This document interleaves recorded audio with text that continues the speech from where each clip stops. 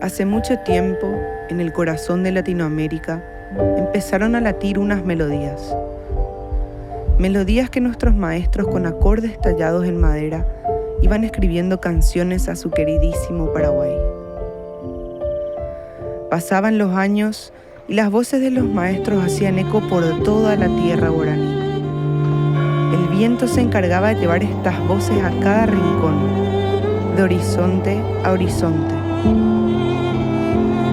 sin saber que en realidad serían ecos que sonarían de generación en generación, rompiendo todo tipo de fronteras.